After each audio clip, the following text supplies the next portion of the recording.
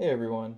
With Wrath coming out in a couple of days, I decided to make a quick video on what a realistic and fast pre-raid BIS should look like. With all the new dungeons and factions, gearing can get quite overwhelming. So for that reason, I have made a set of gear on the website 80 Upgrades to help with organization. The set has a ton of alternatives and is not a strict list. When you hover over a piece of gear, many viable alternatives will appear next to it. The link to this gear set is in the description of the video. So the majority of prop paladins in Phase 1 of Wrath are going to be going engineering and jewel crafting as their two professions. This is what I'm doing, but as you can see, if you're missing one of those professions or you're going two completely different professions, it's not a big deal because you're only getting one piece of gear from either.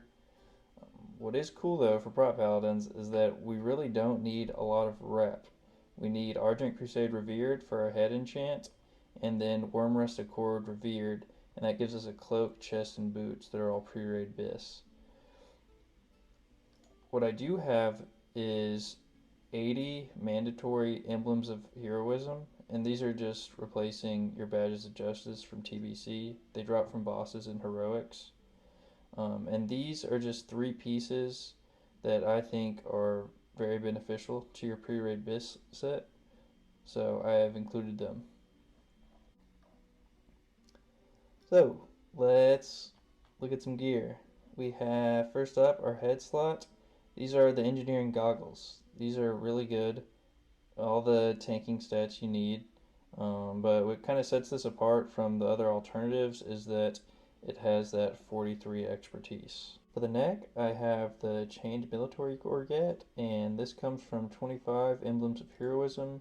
It's a pretty good neck. It's got some defense, dodge, and hit, and I don't have any alternatives in this slot because outside of raids, there's not that many good necks, so super easy to get just 25 emblems of heroism.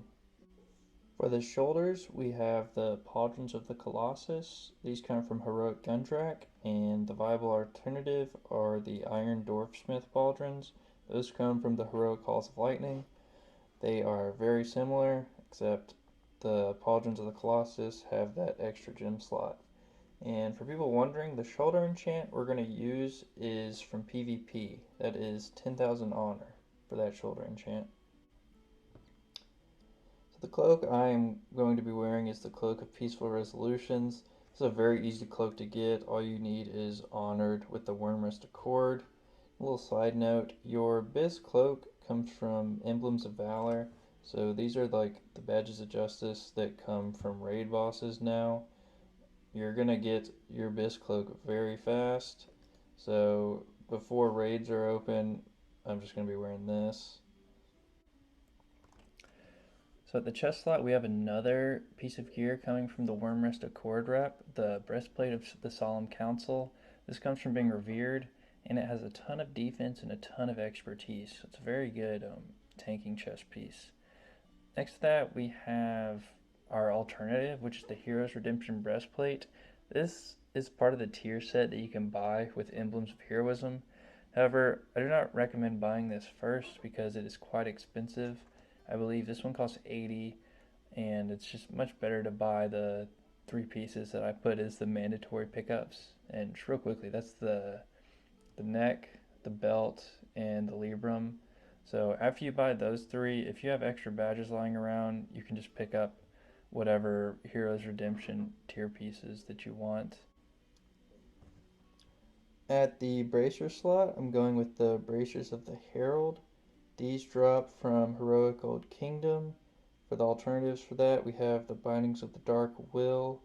These come from Heroic Culling of Stratholme, and Svala's Bloodied Shackles. These come from normal Utgard Pinnacle.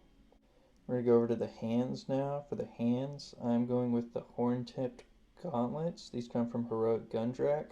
These are another piece of gear that have a lot of defense rating and a ton of expertise. The other alternatives are the Hero's Redemption handguards. So just like the chest piece, if you get unlucky and you don't see a pair of these drop, you can always use your extra badges to buy your Hero's Redemption tier piece. And finally we have the Gauntlets of the Water Revenant, and these come from Heroic Icaron.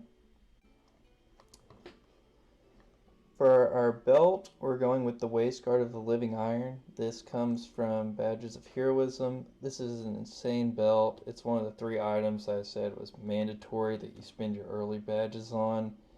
And it's pretty much up there with your BIS for Phase 1. There's only 3 other belts that can even compete with this. There's a Blade Chitin Girdle off of Maxna. There's the Fleshless Girdle off Patchwork. And then finally, a good block value alternative to this is the Waistguard of the Tutor. But the thing with these 3 belts is that they all have pretty low drop chances. So 10% from the one off of Vesuvius, 4% from Patchwork, and 4% from Maxna. So go ahead, get yourself this belt. And as you can see, I threw some of my epic gems on this because this belt will last you. So down at our legs, we're going with the special issue leg plates. These are super easy to get. You just have to get honored with the Argent Crusade. The viable alternatives to these legs are the bolstered legs plates. These come from Heroic Violet Hold, and the Lay Guardians Leggards from Heroic Oculus. I went with a blue gem, even though it's a red socket, just to activate our meta gem. And the enchant on this is 55 stamina and 22 agility. For the feet, we're going to go with the Sabatons of the Draconic Vigor. These come from being revered with Wormrest Accord. Since we're already getting revered with them from our chest piece, these are an easy pickup. We also have the Toxin Tempered Sabatons that come from being honored with the Ebon Blade. These are a good alternative if you want more block value in your set. What's interesting is that the Slaughterhouse Sabatons from normal Culling of Stratham are the exact same as the honored with Ebon Blade shoes. So for rings, we have quite a few alternatives to rings. If you just browse through these, they all have roughly the same amount of defense on each of them, and you can't be too picky with these. So I personally am going to go for the Unsmashable Heavy Band. This comes from Heroic Utgard Keep, and what sets this apart is it has some block value on it. And this set is actually pretty low on block value, so if I can make it up with a ring, that's pretty nice.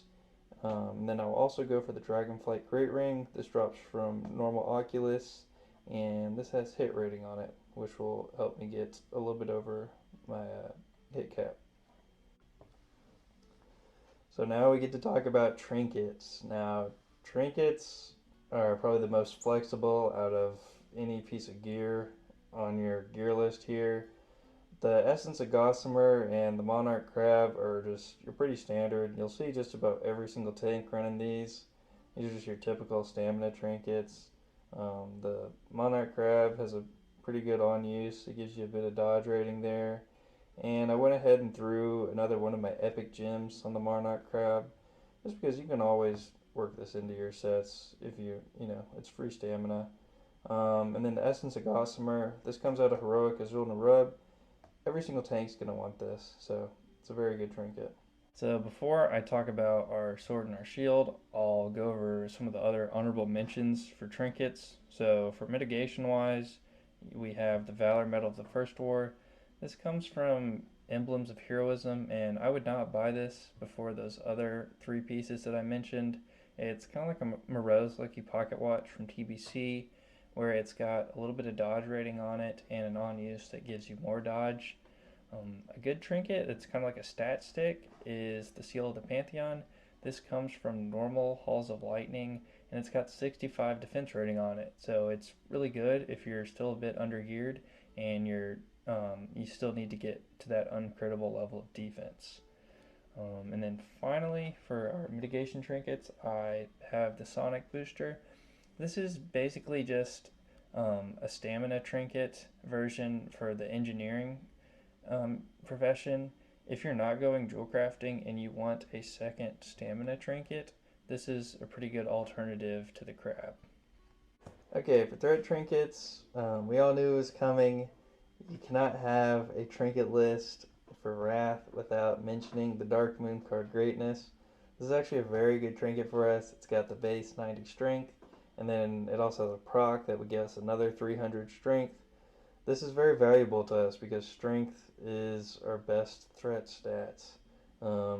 I also included this trinket called the Mirror of Truth, which is actually a very attainable trinket. It's only costs 40 emblems of heroism, and it's pretty interesting. So it has some critical strike, and then it also has a proc that would give us 1,000 attack power for 10 seconds. Now, as you can see, that's tanks. That's actually a very significant amount of attack power. We only have 2008 attack power. Now keep in mind this is without raid buffs, so it'd be quite a bit higher, but I still think that 1,000 attack power proc is going to be very significant. So moving over to our weapons, we have our pre-raid bis weapon, which is the Red Sword of Courage. Now this is definitely the best weapon to get. It has the highest DPS. You'll just throw a mongoose on it. This comes from Heroic Wotlk Pinnacle. Now some alternatives to this are the Infantry Assault Blade. This comes from Heroic Wotlk Keep, and it's a little bit slower.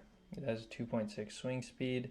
And then there's also the Cloud Strider's War Axe, which comes from normal Oculus. For shields, I'm going with the Royal Crest of Lordaeron.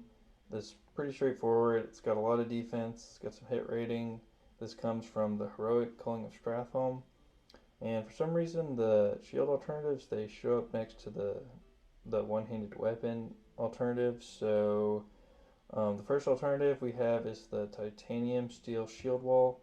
This is a BOE. You can just buy it off the auction house. And I made a little note here.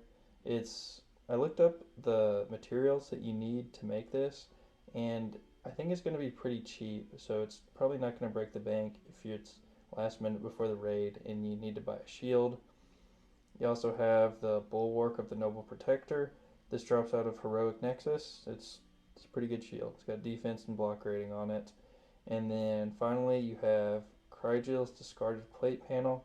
Now, this is probably your true pre-raid bis shield, but it does cost 35 emblems of heroism, and it's not that big of a difference from the Royal Crest of Lordaeron, so I'd still buy those other 3 items before this. Yeah, I'd still buy the neck, belt, and librum. And while we're on it, we can talk about our final item slot, which is the librum. So this is the librum of obstruction. It comes from badges of heroism, and it's pretty good. There's no other librum you'll need for this phase. It's every time you judge, you just get 352 block value. So I had a few thoughts after making this gear set. One was we did a good job. We're a little bit over our hit rating actually, a little bit above 8, and we have a really good amount of expertise. We're over the soft cap. The thing that we are kind of lacking in this set is that our block value is really, really low. That is pretty much nothing. I just kind of glanced at it and made like a phase 1 bis set. Just kind of threw it together really quickly. But the big thing I noticed is that our block value is massive compared to our pre-raid bis block value. So we can go back to it. But I guess a few things to keep in mind is our librum. It should be up 100% of the time, so that's an extra 352.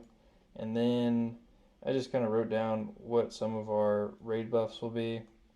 So 89 from Kings, 40 from Food, 50 from our Elixir, then 155 from Death Knight buff. I believe Enhanced Shamans bring the same.